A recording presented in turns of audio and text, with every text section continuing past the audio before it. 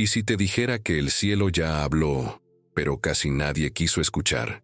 Lo que G.J. Ávila vio y advirtió con lágrimas no fue solo un mensaje profético, fue un clamor celestial, una voz encendida en medio de una iglesia dormida, tibia, desconectada de su propósito. Mientras el mundo corre tras placeres y religiones diluidas, él gritaba: «Despierten, antes que sea tarde», pero su advertencia fue silenciada, hasta hoy, porque lo que él reveló sobre la iglesia morna, sobre este tiempo final, está comenzando a cumplirse, y lo que viene a continuación lo cambiará todo. Y antes de seguir, quiero invitarte a que dejes tu petición de oración en los comentarios. No estás solo. Vamos a orar contigo y por ti. En tiempos como estos, la oración no es solo refugio, es estrategia divina para avanzar, resistir y prosperar en medio del caos. G.J. Ávila enseñó que quien ora se conecta con el cielo y activa promesas que el mundo no puede dar. Si este mensaje ya tocó tu espíritu, deja tu like, suscríbete al canal y prepárate, porque lo que viene ahora es aún más impactante. Cuando G.J. Ávila levantó su voz para advertir a la iglesia, no lo hizo con palabras suaves ni mensajes diluidos. Sus labios temblaban bajo la unción, y su espíritu se quebraba al hablar. No estaba predicando una teoría, sino descargando una carga divina que había recibido en oración, en ayuno, en lágrimas. Su mensaje no fue popular, porque confrontaba. No fue celebrado, porque cortaba. Y sobre todo, no fue escuchado, porque dolía.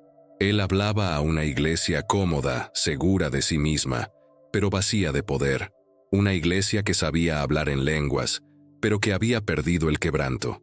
Que sabía cómo llenar auditorios, pero que había dejado de llenar el cielo con oración. Guille no estaba anunciando algo lejano. Él decía: «Esto ya comenzó». Muchos lo ignoraron, lo consideraron exagerado. Algunos incluso se burlaron, pero hoy, décadas después, sus palabras suenan como un eco profético que retumba con fuerza en este tiempo, porque lo que él denunció está frente a nuestros ojos. Iglesias grandes en número, pero pequeñas en fuego. Mensajes que motivan, pero no transforman. Adoración que emociona, pero no santifica. G.J. advirtió que la tibieza espiritual sería el mayor enemigo de la iglesia en los últimos días. No el pecado abierto, no la persecución externa, sino esa frialdad disfrazada de actividad religiosa. Él hablaba con urgencia. Decía que la tibieza no es simplemente estar a medio camino, sino estar lejos de Dios creyendo estar cerca. Ese era el peligro, que muchos pensarían que están bien porque tienen una posición, un ministerio, una plataforma, pero sus altares estarían apagados. Y ella gritaba con fuerza: «Dios vomitará al tibio». Palabras duras, pero bíblicas, reales, urgentes. Era como si supiera que esas palabras quedarían grabadas para un tiempo futuro. Y ese tiempo es ahora. Él describía visiones de iglesias hermosas por fuera, pero llenas de sombras por dentro. Congregaciones que funcionaban como empresas, pero que no provocaban temblores en el infierno. Pastores populares en redes, pero invisibles en el cielo. Cultos donde todo estaba milimétricamente planeado, pero donde el Espíritu Santo no tenía lugar. G.J. lloraba al hablar de estas cosas. No lo hacía desde el juicio, sino desde el dolor. Era el llanto de un profeta que había visto lo que venía y sabía que sería ignorado.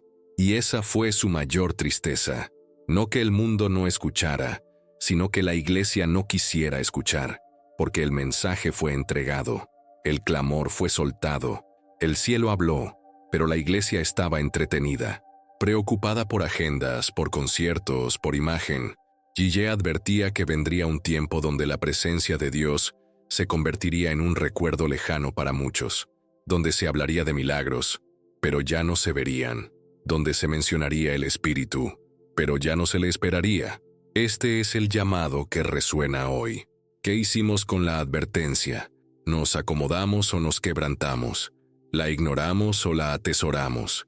Porque ese mensaje no era solo para su generación, era una semilla profética sembrada para germinar en esta hora, y ahora que ha brotado, no podemos hacer de cuenta que no la vimos. Si esta palabra tocó tu espíritu, escríbelo abajo.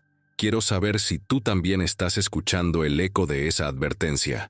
Comenta, yo sí escuché el clamor del cielo. O simplemente, despiértame, Señor. Tu comentario puede ser una declaración de guerra contra la tibieza espiritual. Vamos a encender juntos lo que muchos dejaron apagar. Y si esta advertencia fue tan clara, tan directa, ¿por qué tantos la pasaron por alto? ¿Qué fue lo que cegó a la iglesia al punto de no reconocer que estaba perdiendo el fuego?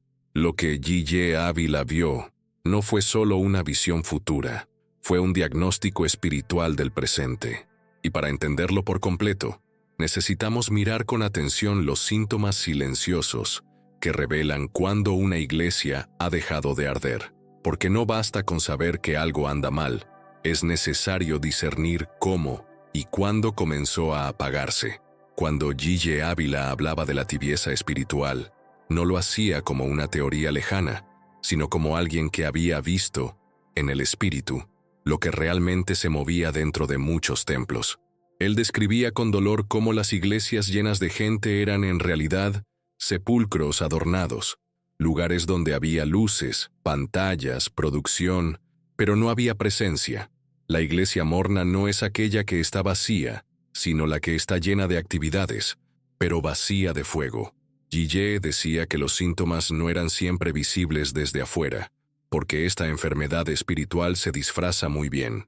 Una iglesia puede parecer viva en redes sociales, tener seguidores, transmisiones, eventos, pero si no hay lágrimas en el altar, si no hay quebranto en la adoración, si no hay temor de Dios en el púlpito, esa iglesia está enferma, está morna.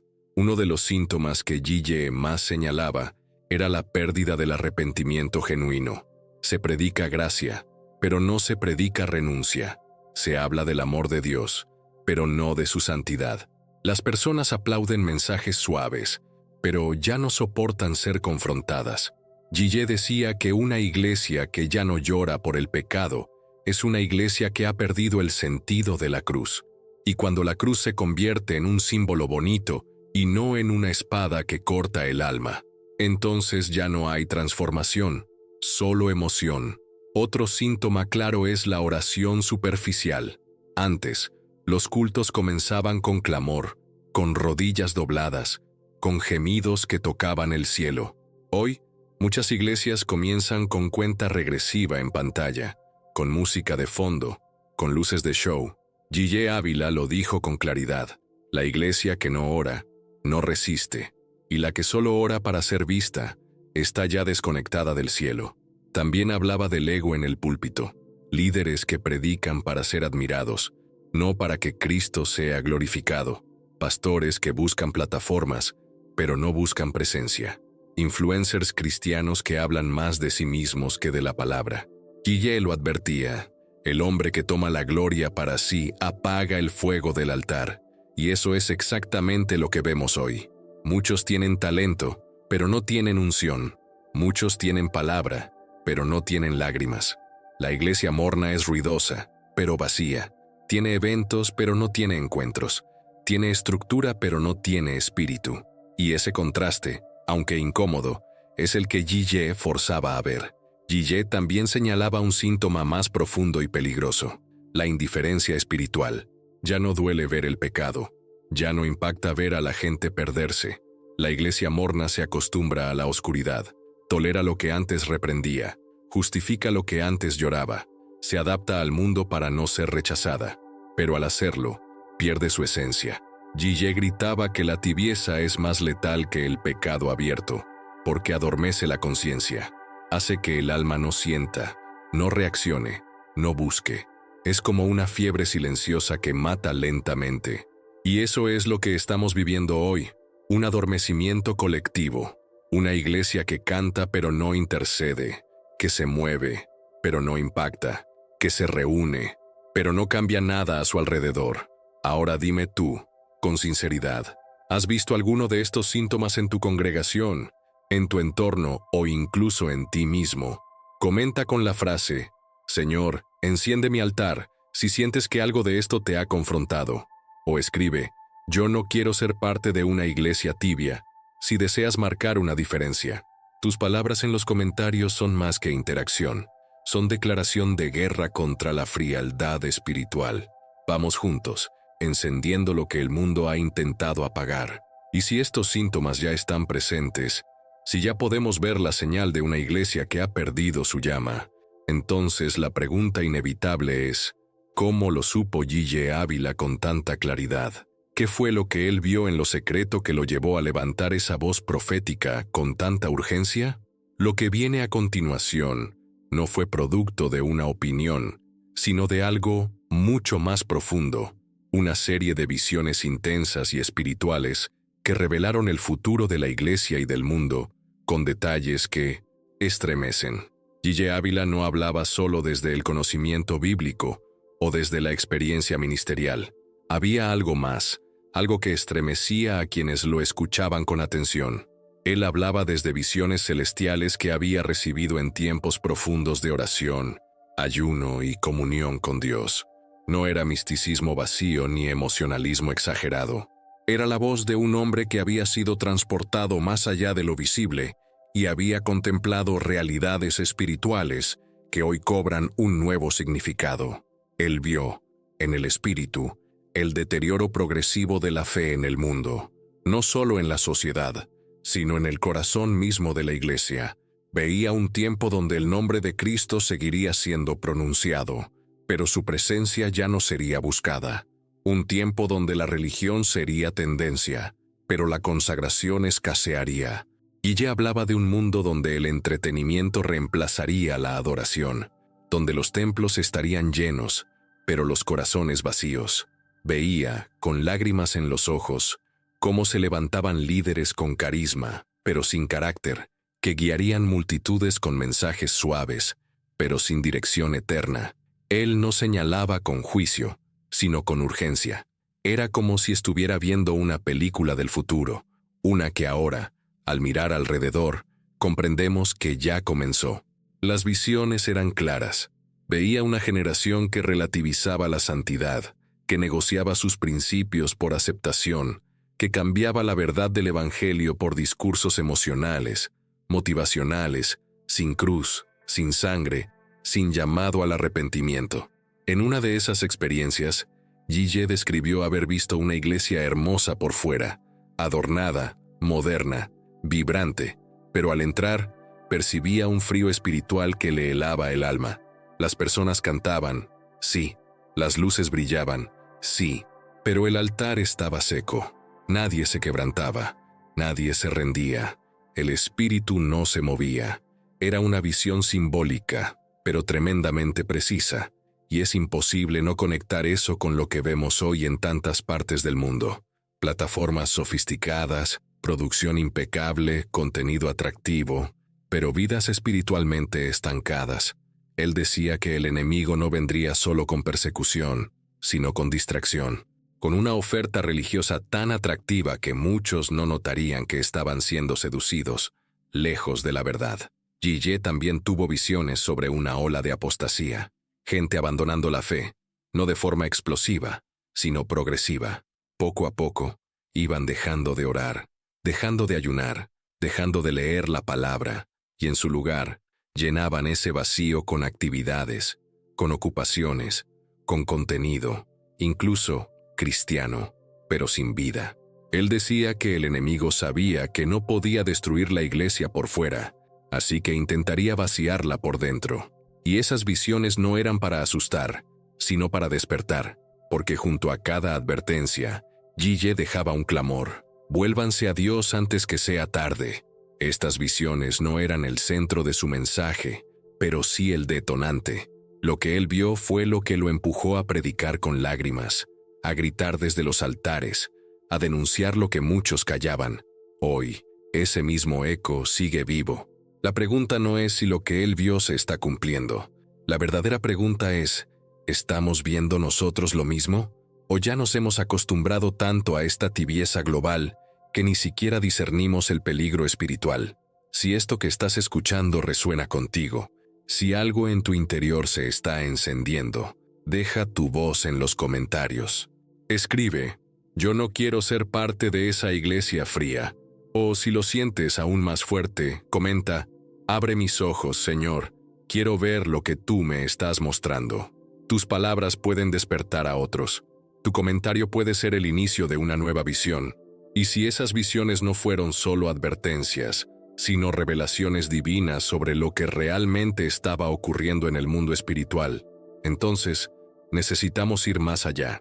Porque no se trata solo de lo que G.J. Ávila vio, sino de lo que Dios ya no permitía sentir en muchos lugares donde antes su gloria se manifestaba. Algo había cambiado, y él lo supo. Lo que viene ahora es una de las denuncias más fuertes que G.J. levantó: el contraste doloroso entre el ruido de los templos y el silencio del cielo.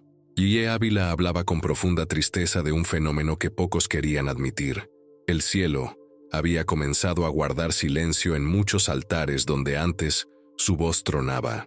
No era un silencio casual, era un silencio espiritual, profundo, cargado de juicio y advertencia. Mientras las iglesias se llenaban de tecnología, programación, efectos visuales y sonidos envolventes, algo más se iba apagando: la sensibilidad a la presencia de Dios. Él contaba cómo en sus tiempos de oración, el Espíritu Santo le mostraba congregaciones que seguían activas, que seguían reuniéndose, que seguían operando como si todo estuviera bien, pero desde el cielo ya no había respuesta. G.J. decía que el peligro más grande no era que la iglesia fuera perseguida por el mundo, sino que fuera ignorada por el cielo. En sus mensajes más fuertes, G.J. advertía que llegaría un tiempo en que Dios dejaría de hablar, no porque no quisiera, sino porque su pueblo había endurecido tanto su oído que ya no sería capaz de escuchar. Y ese tiempo, según él, ya había comenzado. Era una iglesia que cantaba sin conexión, que oraba de forma automática, que predicaba con citas bíblicas, pero sin respaldo espiritual. Y sin embargo, en apariencia, todo parecía estar en orden. El templo estaba lleno, los programas seguían, el calendario de eventos se cumplía con exactitud, pero el cielo estaba en silencio. Era un silencio doloroso, como el de un padre que ha hablado tantas veces a un hijo, que finalmente decide callar para ver si, en medio del ruido, ese hijo recuerda su voz. G.J. explicaba que ese silencio era, en realidad, un grito divino, no uno que se escucha con los oídos, sino con el alma. Era el eco de una presencia que se fue y que nadie notó, como Sansón cuando perdió la fuerza y no se dio cuenta de que el espíritu lo había dejado. Ese era el estado de muchas iglesias, funcionando, pero desconectadas, predicando, pero vacías, ministrando, pero sin peso de gloria. G.J. describía cómo muchos líderes se volvieron expertos en simular un mover espiritual, usando la música, las luces, los gritos, las frases bien construidas, todo perfectamente calculado para emocionar. Pero la unción no se fabrica, se carga, se busca. Y si no hay presencia, solo queda el espectáculo. Aún más grave era la comodidad con ese silencio. Ya no dolía, ya no incomodaba. Al contrario, muchos preferían ese estado porque les permitía seguir con su programa sin interrupciones divinas, sin convicciones profundas, sin confrontaciones del espíritu. G.J. decía que en muchos lugares, si el Espíritu Santo decidiera manifestarse de forma real, lo sacarían de la agenda por no encajar en el formato. Y eso es lo que hacía que el cielo guardara silencio, no porque no tuviera qué decir, sino porque ya no había quien estuviera dispuesto a escuchar. Era un tiempo donde el ruido de los templos escondía la ausencia del cielo, donde la actividad no significaba vida, donde el mover no era necesariamente espiritual, y mientras más se llenaban de estrategias humanas, más se vaciaban de dirección divina. Ese era el clamor oculto en las palabras de G.J., que no nos diéramos cuenta demasiado tarde de que estábamos solos, aunque rodeados de gente, porque cuando el cielo calla, todo lo demás se vuelve una ilusión. Y si no discernimos eso, podríamos seguir haciendo iglesia, sin darnos cuenta de que Dios ya no está entre nosotros.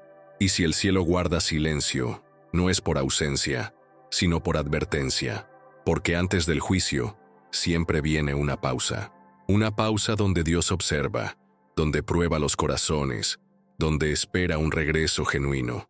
Y G.J. Ávila lo entendía con claridad. Ese silencio no era el final, era el inicio de algo más grande, porque después del silencio viene el fuego, y no cualquier fuego, sino el que purifica desde adentro. G.J. lo llamó con firmeza, el juicio que comienza por la casa de Dios. G.J. Ávila no hablaba del juicio como una amenaza, sino como una verdad inminente que la Iglesia debía comprender con urgencia. Él no apuntaba al mundo primero, no señalaba a los pecadores fuera de los templos, sino que su voz profética se elevaba hacia adentro, hacia los que ya decían conocer la verdad. Una y otra vez repetía con intensidad, el juicio comienza por la casa de Dios. No era solo una frase bíblica, era un principio espiritual que se estaba activando. G.J. sabía que Dios no puede ser burlado, y cuando su presencia se ausenta, cuando su voz se silencia, el siguiente paso es inevitable: corrección. No porque Él disfrute el castigo, sino porque ama demasiado a su pueblo, como para dejarlo seguir engañado. En sus predicaciones más fuertes, G.J. describía cómo el juicio no vendría primero en forma de terremotos o plagas, sino en forma de exposición.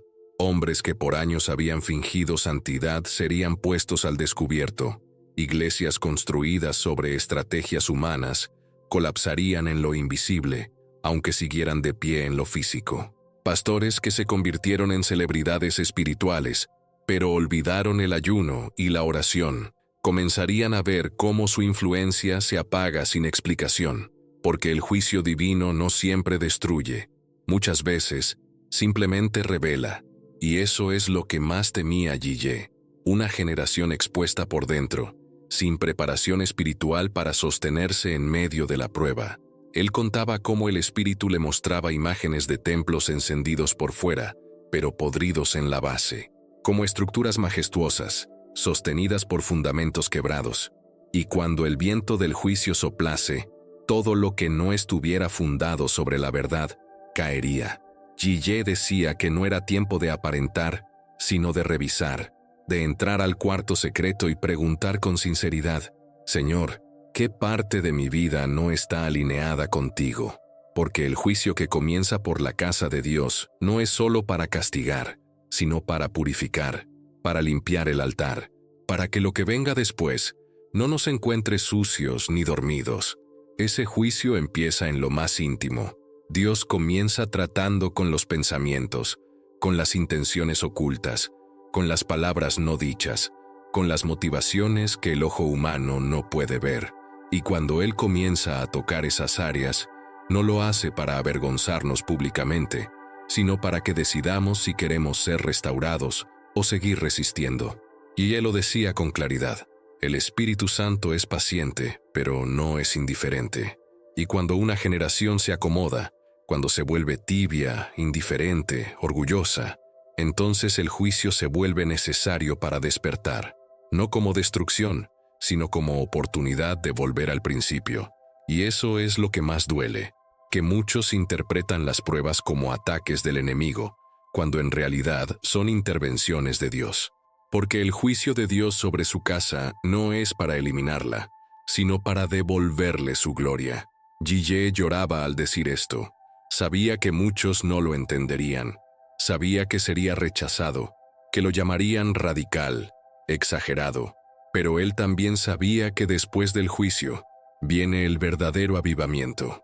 Y ese avivamiento no empieza en estadios, sino en corazones rotos, en personas que dicen: Señor, empieza conmigo. Si algo en tu espíritu se ha estremecido al escuchar esto, comenta con fe: Purifícame, Señor. Empieza por mi casa. O si lo sientes más personal, escribe: no quiero ser expuesto, quiero ser transformado. Porque lo que tú declares aquí abajo puede ser el primer paso de un juicio que no destruye, sino que restaura tu altar. Y si el juicio ya ha comenzado por la casa de Dios, entonces el siguiente paso no puede ser otro que una respuesta. No basta con saber que algo anda mal. No basta con sentir el peso de la corrección divina. G.J. Ávila lo dejó claro. Después del juicio, Dios espera una decisión, una rendición profunda, real, sin máscaras. Lo que viene ahora es el llamado más urgente de todos, un clamor por una transformación radical que solo nace de un arrepentimiento verdadero. Después de cada visión, cada advertencia, cada juicio revelado, G.J. Ávila terminaba con una sola palabra que lo resumía todo: arrepentimiento. Pero no hablaba de un arrepentimiento superficial, de esos que se expresan en una oración repetida o en lágrimas de emoción pasajera. Él hablaba de un arrepentimiento radical, que rasga el alma, que rompe estructuras, que transforma el rumbo completo de una vida. Un arrepentimiento que no solo pide perdón, sino que se levanta diferente. G.J. lo decía con intensidad, casi gritando desde el púlpito: Dios no quiere tus palabras, quiere tu entrega total. Era un llamado urgente, no a cambiar de religión, sino a cambiar de dirección. En un mundo donde todo se relativiza, donde el pecado se maquilla como debilidad y la desobediencia se disfraza de libertad, hablar de arrepentimiento verdadero parece un mensaje anticuado. Pero G.J. sabía que ese mensaje era, en realidad, la única salida. Él contaba cómo muchas veces lloraba solo, al ver multitudes responder a un llamado al altar, pero volver a sus casas sin ninguna transformación real. Decía que el arrepentimiento no se mide por cuántas personas pasan al frente, sino por cuántas deciden matar su yo, crucificar su carne y vivir conforme al Espíritu. Y ese tipo de entrega no se enseña con discursos bonitos, se provoca con presencia de Dios. G.J. insistía en que nadie se arrepiente genuinamente si no es confrontado por la santidad de Dios. Por eso él ayunaba, oraba, buscaba, porque sabía que solo el fuego del cielo puede derretir un corazón endurecido. Su predicación no era emocional, era espiritual. No buscaba reacciones, buscaba convicciones. Él decía: no quiero que llores, quiero que cambies. Y esa frase, tan simple, era también tan poderosa, porque la verdadera señal de que Dios tocó a alguien no es una lágrima, sino una nueva vida. G.J. hablaba del arrepentimiento como una ruptura, como un momento decisivo donde la persona quema los puentes con su pasado, donde ya no hay marcha atrás, donde se renuncia, se corta, se entrega. En sus prédicas más intensas, describía cómo muchos querían seguir a Dios sin dejar su Egipto, sin soltar sus cadenas, sin renunciar a sus ídolos secretos, y decía con voz quebrada: eso no es conversión, eso es religión sin cruz.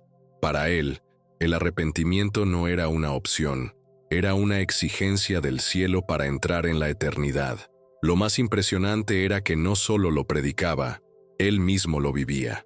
Quienes lo conocieron dicen que era un hombre que vivía arrepentido, no por pecado escondido, sino por amor, porque cuanto más cerca estaba de Dios, más entendía su fragilidad, y ese quebranto constante era lo que mantenía su fuego encendido.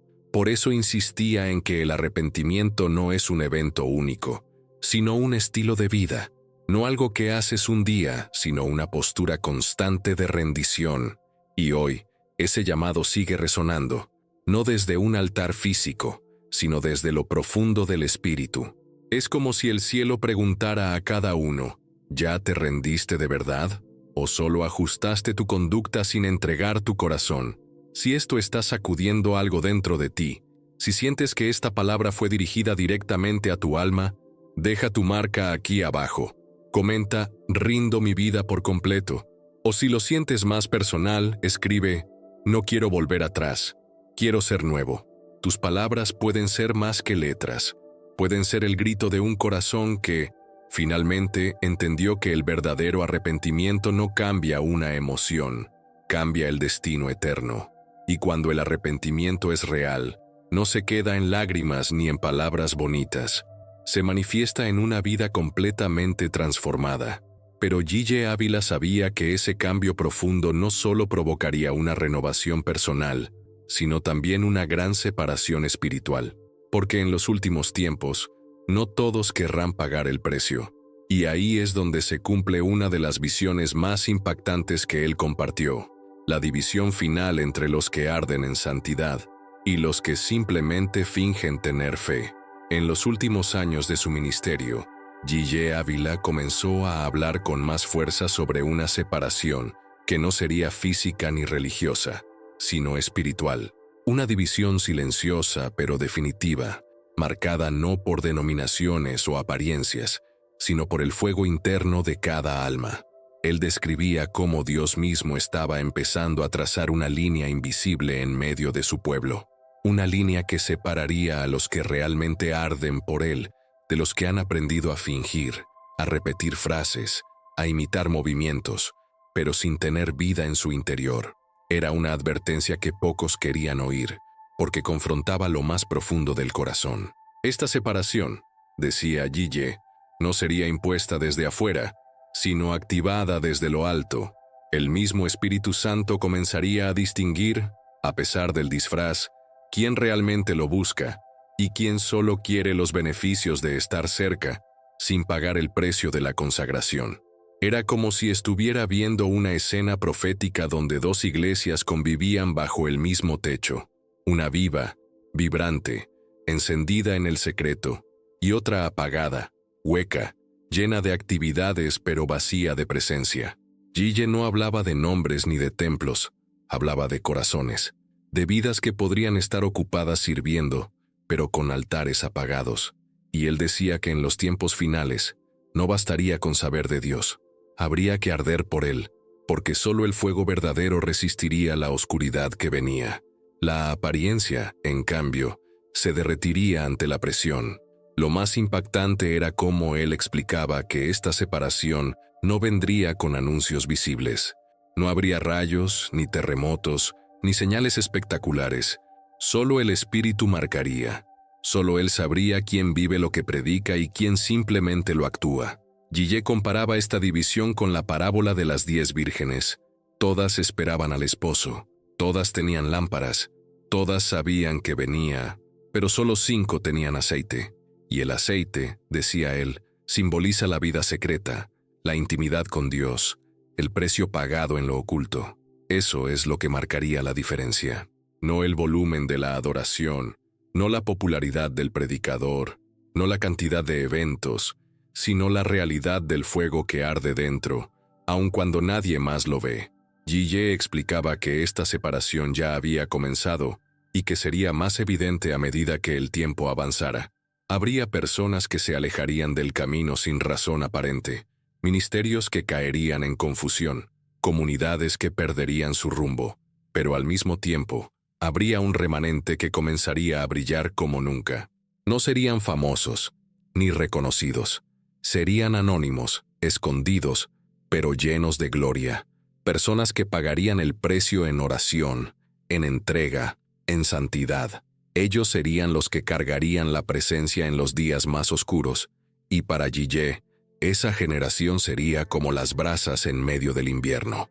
Pocos las verían, pero serían las únicas capaces de encender el fuego cuando todo lo demás estuviera congelado.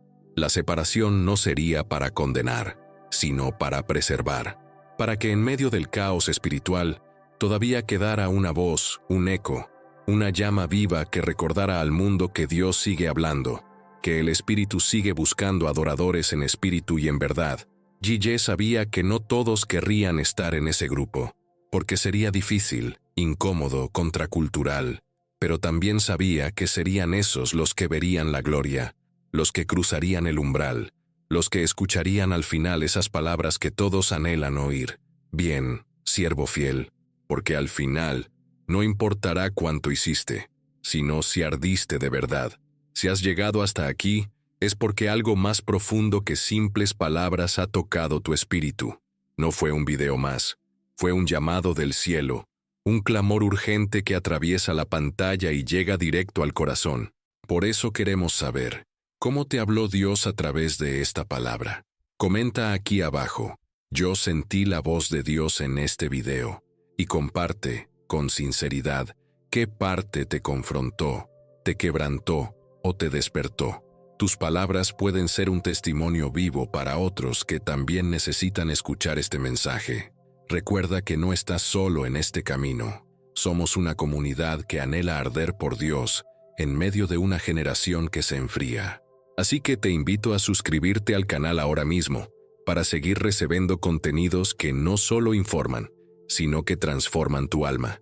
También, deja tu like si esta palabra impactó tu vida, porque eso nos ayuda a llevar este mensaje a más personas que, como tú, están buscando una voz genuina en medio del ruido. Y no te vayas sin hacer algo muy importante. Mira el próximo video que ya está disponible en la pantalla final. Es la continuación de esta serie profética y puede ser la respuesta que has estado esperando.